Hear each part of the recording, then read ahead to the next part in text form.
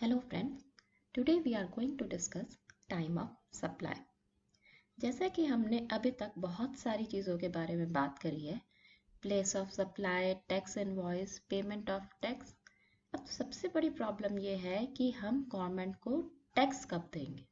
That means when the liability to pay tax arises.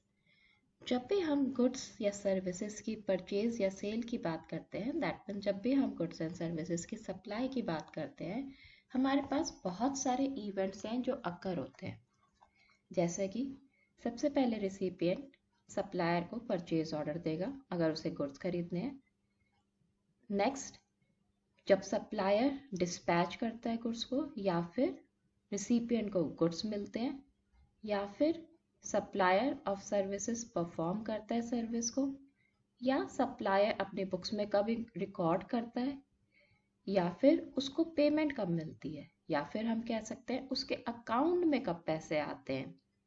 या फिर अगर हम रिवर्स चार्ज मैकेनिज्म की बात करें तो रिवर्स चार्ज मैकेनिज्म में जैसे कि आपको पता है कि रिसिपिएंट गवर्नमेंट को टैक्स देता है, तो यहाँ पे हम देखते हैं कि रिसिपिएंट के पास गुड्स कब आए, या फिर रिसिपिएंट ने अपनी बुक्स में कब एंट्री करी, या रिसिपिएंट के बैंक से कब पैसे गए।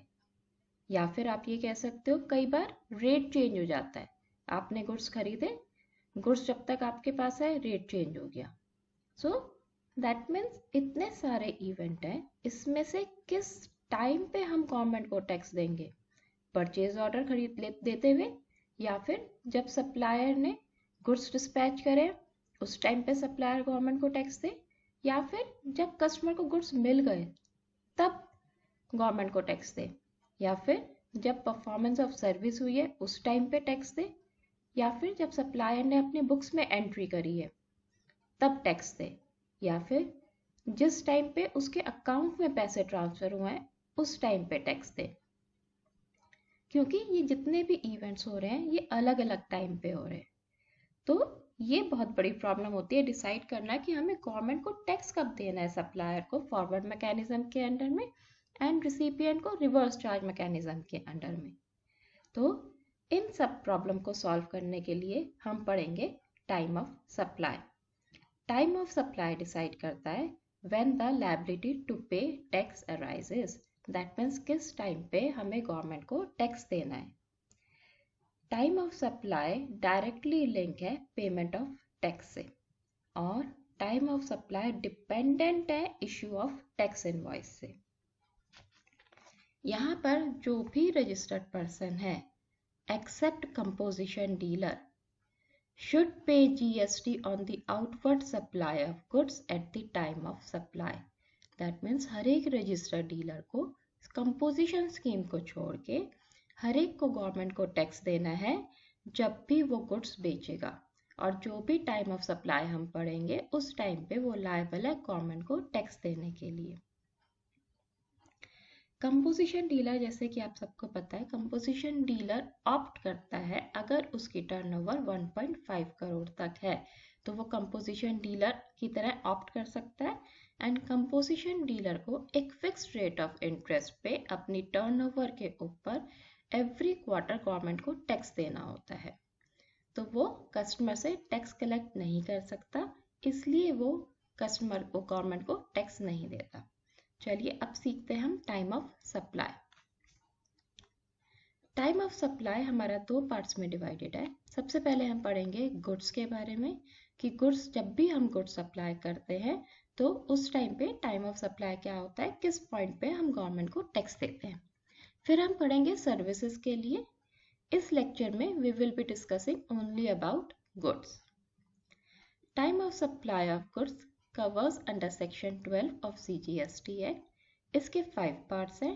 पहला, supply of goods where supplier is liable to pay tax, जहाँ पर supplier liable है under forward charge। फिर हम पढ़ेंगे supply of goods that are taxable under reverse charge, that means जहाँ पे recipient liable है टैक्स देने के लिए। फिर हम पढ़ेंगे vouchers के बारे में, फिर residual cases and addition to the value of supply of goods by way of interest, late fees, penalty for delayed payment। सबसे पहले हम देखते हैं when the supply of goods where supplier is liable to pay tax, that means forward charge या फिर normal charge भी कह सकते हैं। यहाँ पर हम देख रहे हैं कि टाइम ऑफ सप्लाई गवर्नमेंट को टैक्स कब देना है, तो यहाँ पे डिफरेंट कंडीशंस हैं, आपको इन सब कंडीशंस को देखना है और उसमें से जो भी कंडीशन आपकी पहले आ रही है, जो भी इवेंट पहले इंकर हो रहा है, उसको हम टाइम ऑफ सप्लाई मानेंगे। पहला है date of issue of invoice और last date of issue of invoice under section 31। हमने इश्यू ऑफ इनवॉइस चैप्टर में सीखा था कि हमें कब इशू करनी है इनवॉइस या फिर हमारा लास्ट डेट क्या है। नेक्स्ट हम देखेंगे date on which payment is recorded in the books of accounts of the supplier, that means किस दिन सप्लायर अपनी बुक्स में एंट्री करता है कि उसको पेमेंट मिल गई है।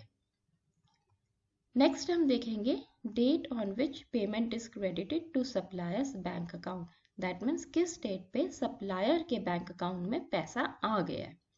इन तीनों में से जो भी पहले होगा उसको हम टाइम ऑफ सप्लाई मानेंगे।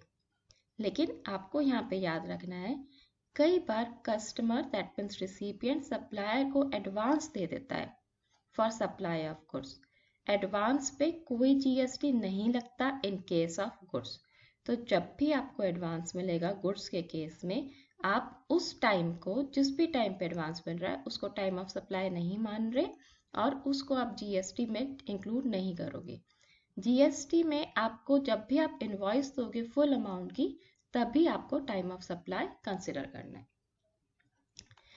सबसे पहले हम देखते हैं date of issue of invoice और last date of issue of invoice का मतलब क्या है।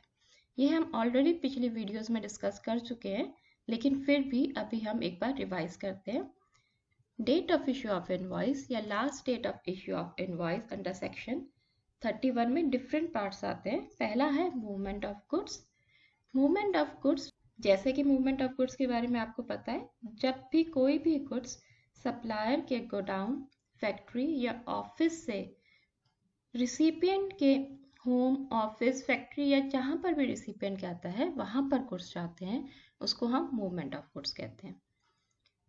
तो अगर आपके मूवमेंट ऑफ गुड्स हैं तो उस केस में हमारा इनवॉइस होता था, इनवॉइस इज इशूड बिफोर और at the time of removal of goods for the supply to the recipient. That means कि अगर आप मूवमेंट ऑफ गुड्स, अगर सप्लाई मूव करता है गुड्स को रिसिपिएंट तक, तो या तो जिस टाइम पे वो रिमूव कर रहा है अपनी प्लेस से उस टाइम पे वो इनवॉइस काटेगा, या फिर उससे पहले, फॉर एग्जाम्पल उसको परचेज ऑर्डर मिला तो वो परचेज ऑर्डर के टाइम पे भी इनवॉइस काट सकता है। लेकिन अगर मूवमेंट ऑफ गुड्स नहीं है, इट मीन्स ये डिलीवरी का केस है। तो अगर डिलीवरी का केस है तो जिस टाइम पे सप्लायर डिलीवर करता है कस्टमर को गुड्स, तो या तो वो उस टाइम पे इनवॉइस दे सकता है या फिर while making the goods available to the recipient, जिस टाइम पे वो गुड्स अवेलेबल करता है रिसिपिएंट के लिए उस टाइम पे भी इनवॉइस दे सकता है, या फिर उससे पहले भी इनवॉइस इशू कर सकता है। चलिए अब एक इलस्ट्रेशन देखते हैं। यहाँ पे इलस्ट्रेशन कह रही है कि mister A wants to purchase a laptop. He gave the purchase order with advance of rupees 5,000 on 10th October for a laptop worth rupees 50,000. Mister A को एक लैपटॉप लेना है, वो 10th अक्टूबर को 5,000 देता है सप्लायर को for purchasing a laptop off 50,000। Supplier mister A को लैपटॉप अवेलेबल करा देता है 15th अक्टूबर को। सप्लायर ने 15th अक्टूबर को रिसिपिएंट के लिए लैपटॉप रेडी करके रखा है। रिसिपिएंट 15th अक्टूबर को अपना लैपटॉप ले सकता है। सप्लायर ने इनवॉइस रेज करी 17th अक्टूबर को। यहाँ पे हमने पढ़ा था इनवॉइस रेज कब कर सकता है, ऑन और before the goods which are being made available to the recipient. So that means यहाँ पर सप्लायर ने अपनी इनवॉइस बाद में रेज करी है, उसको इनवॉइस रेज करनी चाहिए थी 15th अक्टूबर को। Supplier received the balance payment of 45,000 on 20th October. That means supplier के पास पेमेंट कब आ गई है 45,000 की 20th अक्टूबर को। अब हम देखते हैं इसका टाइम ऑफ सप्लाई क्या होगा। यहाँ पर सप्लायर ने जो इनवॉइस रेज करी है 17th अक्टूबर को, लेकिन उसे कब करनी चाहिए थी? when the goods are made available to the recipient. उसे 15 अक्टूबर को रेज करनी चाहिए थी, तो हम यहाँ पे 17 अक्टूबर को ना देख के 15 अक्टूबर को देखेंगे। नेक्स्ट कंडीशन थी हमारी, the payment is recorded in the books of the supplier. यहाँ पे हमें डेट नहीं गिवन, तो ये this is not applicable. And third point था हमारा, payment credited in the bank account of the supplier. यहाँ पे पेमेंट बैंक अकाउंट में गई है 20 अक्टूबर को, तो हम 15 अक्टूबर और 20 अक्टूबर में कंपेयर करेंगे, whichever is earlier will be the time of supply. यहाँ पे हमारा 15 October will be consider as a time of supply, and on 15th October supplier becomes liable to pay tax to the government. अब हम बात करते हैं continuous supply की। Continuous supply की डिटेल्स हमने टैक्स इनवॉइस वाले लेक्चर्स में सीखी थी। यहाँ पे वो कह रहा है, in case of continuous supply of goods the invoice should be issued before or at the time of issuance of periodical statement or receipt of periodical statement. That means अगर कंटिन्यूअस सप्लाई है तो या तो आप पहले issue कर सकते हो या फिर उस टाइम पे इनवॉइस इशू कर सकते हो जब आप अपने बुक्स के अंदर पीरियोडिकली रिकॉर्ड कर रहे हो या फिर जब आपको पीरियोडिकली पेमेंट मिल रही है। तो आप या तो उस डेट से पहले या उस डेट पर इनवॉइस इशू कर सकते हो। यहाँ पर हम एक एग्जाम्पल लेते हैं। सपोज करो electricity is supplied through cables, कि इलेक्ट्रिसिटी सप्लायर आपको केबल्स के थ्रू सप्लाई कर रहा है। Recipient of the electricity makes monthly payment of ₹2000 on 2 February, 2 March and 2 April.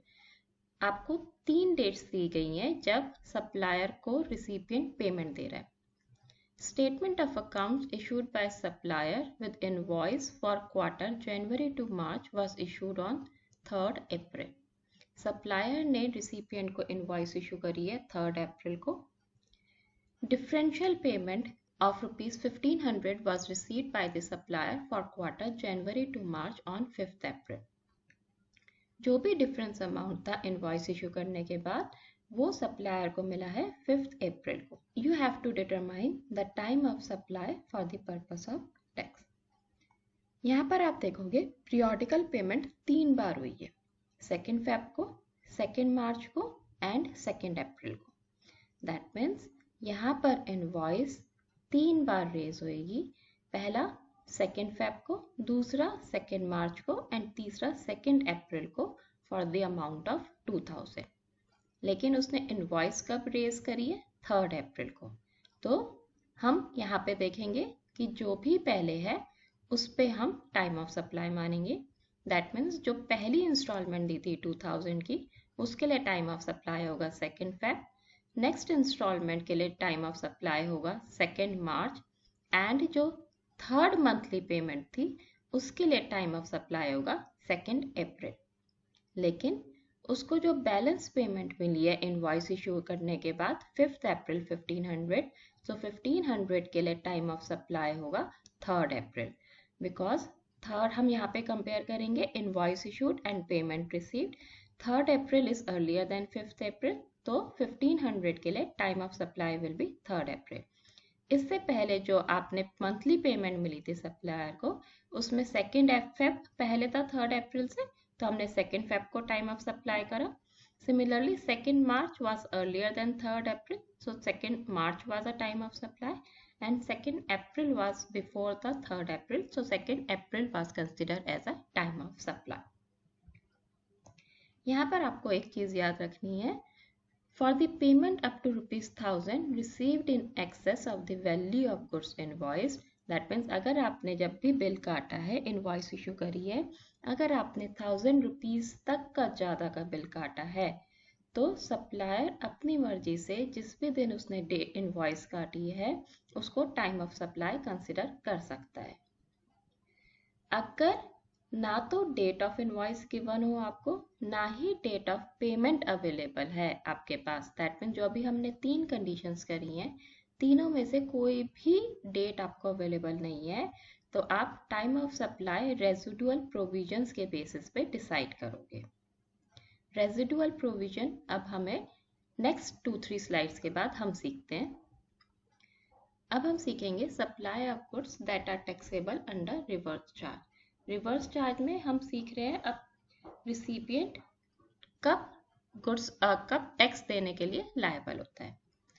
First date है date on which goods are received. That means हम पहले उस डेट को देखेंगे जिस दिन रिसिपिएंट के पास गुड्स आए हैं, या फिर सेकेंड डेट हम देखेंगे date on which payment is recorded in the books of accounts of the recipient of goods. That means जिसको गुड्स मिले हैं रिसिपिएंट को, उसने अपनी बुक्स में कब रिकॉर्ड करा है, या फिर कि रिसिपिएंट के बैंक अकाउंट से किस दिन पैसा निकला है। एंड फोर्थ हम देखेंगे 31st day from the issue of invoice or documents by some other name in the lieu of invoice by the supplier. Reverse charge mechanism भी हम पिछली वीडियोस में डिस्कस कर चुके हैं। हमने वहाँ पे सीखा था रिवर्स चार्ज मैकेनिज्म 3 टाइप्स का होता है। तो यहाँ के लिए आप प्लीज़ उस वीडियो को देखिएगा, तभी आपको ये चीज़ क्लियर होगी कि 31st day from the issue of invoice. Reverse charge में आपका जो सप्लायर होता है वो रजिस्टर्ड भी हो सकता है और अनरजिस्टर्ड भी।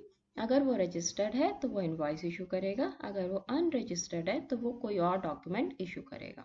अब हम इन चारों में कंपेयर करेंगे, जो भी पहले होगा उस डेट को हम टाइम ऑफ सप्लाई मानेंगे। अगर आपके लिए ये पॉसिबल नहीं है टाइम ऑफ सप्लाई इन चारों कंडीशन को देख के, then the date on which goods are recorded in the books of account of the recipient of supply will be considered as a time of supply. यहाँ पे हम illustration लेते हैं। Suppose करो 2 अप्रैल को सप्लायर इनवॉइस करता है गुड्स की और 10 अप्रैल को ABC कंपनी जो रिसिपिएंट है उसको गुड्स मिलते हैं। 28 अप्रैल को ABC कंपनी पेमेंट देती है। दैट मीन्स 28 अप्रैल को ABC कंपनी के बैंक अकाउंट से पेमेंट निकल जाती है। फर्स्ट पॉइंट हम लेते हैं 31st day from the date of invoice. तो यहाँ पे 2 अप्रैल को इनवॉइस इशू हुई थी। 2 अप्रैल से अगर हम 31st डे कैलकुलेट करेंगे तो आपका May 2 आएगा। नेक्स्ट हम देखेंगे date on which goods are received. 10 April को रिसिपिएंट को गुड्स मिले हैं। नेक्स्ट हम देखेंगे पेमेंट कब हुई है। 28 अप्रैल को ABC के बैंक अकाउंट से पेमेंट निकली है। तो अब हमारे पास यहाँ पे 3 डेट्स अवेलेबल हैं। अब हम इन तीनों में कंपेयर करेंगे, जो भी पहले है उसको हम टाइम ऑफ सप्लाई मानेंगे। यहाँ पर हमारी अप्रैल 10th अर्लियर आ रही है, तो April 10th will be considered as a time of supply. एक और इलस्ट्रेशन लेते हैं। यहाँ पर अगर 2 अप्रैल को सप्लायर ने इनवॉइस इशू करी है, 10th मई को रिसिपिएंट को गुड्स मिले हैं और 28th मई को रिसिपिएंट के बैंक अकाउंट से पेमेंट निकली है। तो अगेन फर्स्ट कंडीशन हम देखेंगे 31st day from the date of issue of invoice, वो हमारी May 2 आ रही है। Date on which goods are received May 10th आ रही है और ABC company that means recipient ने पेमेंट कब करी है May 28th को। इन तीनों में से कंपेयर करके जो भी पहले डेट होगी that will be considered as a time of supply. यहाँ पर 2 May will be considered as a time of supply. Next हम बात करते हैं वाउचर्स की। जैसे कि वाउचर्स के बारे में आपको पता है, वाउचर्स एक तरह से गिफ्ट कूपन्स की तरह होते हैं, जो सप्लायर रिसिपिएंट से प्रॉमिस करता है कि वो जब भी वो कूपन लेके उसकी शॉप या फैक्ट्री पे आएगा या शोरूम पे आएगा, वो उसे रिडीम करेगा और उतने अमाउंट का उसे प्रोडक्ट सप्लाई करेगा। तो जब भी आप वाउचर्स इशू करते हैं तो यहाँ पे 2 कंडीशंस होती हैं। पहला condition when the supply is identifiable at the point of issue of voucher, that means जब भी सप्लायर वाउचर इशू करता है तो उसे पता होता है कि रिसिपिएंट ये वाउचर किस प्रोडक्ट के अगेंस्ट रिडीम करेगा, कि रिसिपिएंट क्या प्रोडक्ट खरीदेगा। और सेकेंड कंडीशन होती है अदर केसेस मीन्स जब भी सप्लायर वाउचर इशू करता है तो सप्लायर को नहीं पता होता कि रिसिपिएंट इस वाउचर को किस प्रोडक्ट के अगेंस्ट रिडीम करेगा, कि इस वाउचर से रिसिपिएंट कौन सा प्रोडक्ट खरीदेगा। तो अगर सप्लायर को पता है कि इस वाउचर के अगेंस्ट रिसिपिएंट क्या प्रोडक्ट खरीदेगा तो उस को हम डेट ऑफ इशू को टाइम ऑफ सप्लाई मानते हैं। लेकिन अगर सप्लायर को नहीं पता कि कौन सा प्रोडक्ट रिसिपिएंट खरीदेगा तो डेट ऑफ रिडेम्पशन को हम टाइम ऑफ सप्लाई कंसिडर करते हैं। यहाँ पर हम एग्जांपल लेते हैं फूड कूपन्स का। सपोज करो आप कंपनी के एम्प्लॉय हो और कंपनी ने आपको as a perk food coupons दिए और फूड कूपन्स आप यूज़ कर सकते हो विद इन 1 मंथ। जब भी आप फूड कूपन को रिडीम करने जाते हो आपको वेराइटी ऑफ फूड मिलेगा वहाँ पे। तो इस टाइम पे सप्लायर को नहीं पता कि आप उस फूड कूपन से क्या प्रोडक्ट खरीदोगे। तो जब सप्लायर को नहीं पता आप कौन सा प्रोडक्ट खरीदने वाले हो तो इसको हम बोलेंगे when the product is not identifiable at the time of issue of voucher. तो इस केस में जिस भी दिन आप उस फूड कूपन को रिडीम करोगे उस डेट को हम टाइम ऑफ सप्लाई मानेंगे। एक और एग्जांपल लेते हैं। सपोज करो सप्लायर आर्चीज गैलरी का ओनर है और उसने आपको आर्चीज गैलरी का अपनी गैलरी का कूपन दिया है एज अ गिफ्ट कूपन और आपके पास टाइम पीरियड है 3 मंथ्स का। आप 3 मंथ्स में उस कूपन को कभी भी रिडीम कर सकते हो। आर्चीज गैलरी में डिफरेंट टाइप्स के आइटम्स होते हैं। सपोज करो mugs, cards, watches, wall hanging, stuff toys etcetera. अब आपके पास जब कूपन है आप उस कूपन से इन सब चीज़ों में से कोई भी प्रोडक्ट खरीद सकते हो। दैट मीन्स जब भी सप्लायर ने कूपन दिया था उसे नहीं पता रिसिपिएंट कौन सा प्रोडक्ट खरीदेगा।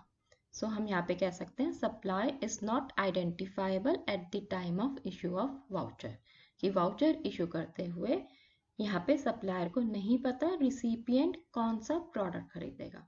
तो इस केस में date of redemption of voucher will be consider as a time of supply, कि जिस भी दिन रिसिपिएंट आके उस वाउचर को रिडीम करता है दैट मीन्स उस वाउचर के अगेंस्ट कोई प्रोडक्ट खरीदता है तो उसी डेट को हम टाइम ऑफ सप्लाई मानेंगे। नेक्स्ट एग्जांपल लेते हैं। सपोज करो टाइटन के आप शोरूम में गए, टाइटन के शोरूम में आपको कूपन मिला, आपने वो कूपन अपने फ्रेंड को गिफ्ट कर दिया और उस कूपन की वैलिडिटी 1 मंथ है। दैट मीन्स 1 महीने के अंदर आपका फ्रेंड उस कूपन को रिडीम कर सकता है। लेकिन जब भी आप टाइटन के शोरूम में जा रहे हो आपको वॉचेस ही मिल रही हैं, तो दैट मीन्स आप उस कूपन के अगेंस्ट वॉच ही खरीद सकते हो। सो यहाँ पर सप्लायर को पता है कि इस कूपन के अगेंस्ट आप वॉच ही खरीदोगे, क्योंकि टाइटन सिर्फ वॉचेस में डील कर रहा है तो only watches are available.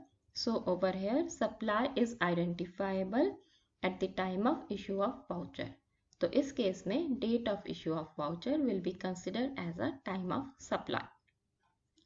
Next हम बात करते हैं रेजिडुअल प्रोविजन की।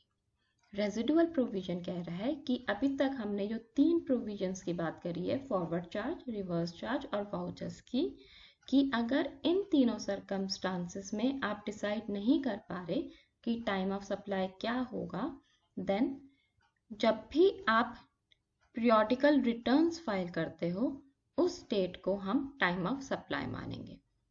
यहाँ पे वो कह रहा है due date for filing such return if periodical returns are to be filed.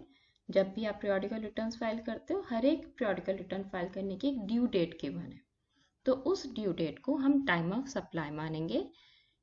और अगर आप पीरियोडिकल रिटर्न्स फाइल नहीं करते हो तो जिस भी दिन आप टैक्स पे कर रहे हो गवर्नमेंट को उसको हम टाइम ऑफ सप्लाई मानेंगे। नेक्स्ट आता है हमारा time of supply of goods value addition. That means time of supply for value addition. Value addition होता है जब भी आप इंटरेस्ट देते हो, लेट फीस देते हो या फिर पेनल्टी देते हो for delayed payment of consideration shall be the date on which supplier received such addition in value. That means अगर आप इंटरेस्ट, लेट फीस या पेनल्टी दे रहे हो, क्यों दे रहे हो आप लेट फीस पेनल्टी, क्योंकि आपने टाइम पर रिसिपिएंट ने टाइम पर सप्लायर को पेमेंट नहीं करी। अगर रिसिपिएंट टाइम पे सप्लायर को पेमेंट नहीं करता तो उसको या तो इंटरेस्ट देना पड़ता है या लेट फीस या पेनल्टी। तो जिस भी दिन वो इंटरेस्ट, लेट फीस या पेनल्टी देगा उस डेट को हम टाइम ऑफ सप्लाई मानेंगे। यहाँ पे हम एग्जांपल लेते हैं। सपोज करो ABC sold goods to Mr. X on 10th April along with the invoice. Mr. ABC company ने Mr. X को गुड्स बेचे हैं 10th अप्रैल को और इनवॉइस भी दिए, लेकिन उसने कंडीशन लगा दी कि अगर Mr. X ने उसको 1 महीने के अंदर पेमेंट नहीं दी तो Mr. X ABC कंपनी को 2% का इंटरेस्ट देगा। यहाँ पर Mr. X 20th मई को पेमेंट करता है।